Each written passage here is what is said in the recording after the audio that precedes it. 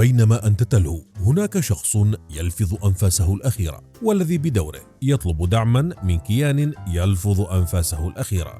الهجري يصدر بيانا مصورا يطالب فيه بحق تقرير المصير. وأعلنا طلب استقلالنا لنحفظ وجودنا وكرامتنا وسلمنا بتطبيق حق تقرير المصير وفق القوانين الدولية.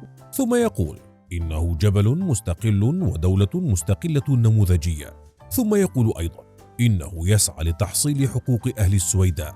ثم يقول أيضا إنه تحت الحصار والنار. أنت تتكلم جد؟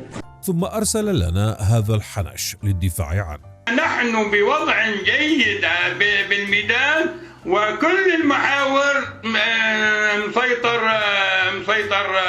عليها. وتضمن بيان الهجري رسالة إلى موفق طريف، عم يقول بالمختصر المفيد: لا أنت ولا يلي جابوك بينزلوني عن الكرسي، ودولتنا شأن داخلي، وتغطى منيح قبل ما تنام. فلا يزاود علينا أحد لا بتمثيل غير مكلف به ولا بآراء ولا بأية مواقف مختلفة عن توجهات أهل باشان. وبنفس الوقت وجه شكرا لدولة إسرائيل دولة وشعبا وحكومة، وطالبها بكم شكل، مع أنه الدعم يلي بيجي من إسرائيل بيجي عن طريق موفق طريف، يلي والله لو يمسكك يا هجري ليعمل منك طرفة.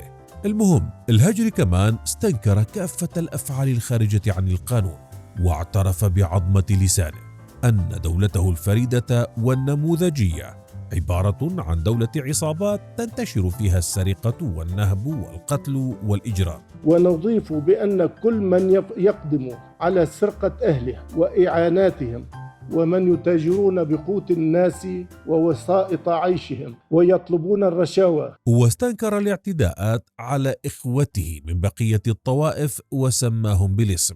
ونؤكد على دعمنا الكامل لحقوق إخوتنا الأكراد، وندعم ونبارك لإخوتنا في الساحل السوري يقظتهم. وطالب الجهات الدولية بالتدخل سريعا لإنقاذ هذه المجتمعات البريئة التي لم تقتل سوى مليون سوري. وطالب المغتربين ووصفهم بالفرسان، مع تلميحات بإرسال المزيد من التبرعات لجبل باشان الجوعان. أيها الأهل والإخوة، نتابع أبناءنا وأهلنا المغتربين في كل أصقاع العالم، هؤلاء الفرسان. ثم عاد وحيا إخوته المسيحيين في جبل الباشان تحديدا دون غيرهم. طيب خلونا نشوف المسيحيين يلي عايشين تحت كنف جبل باشان.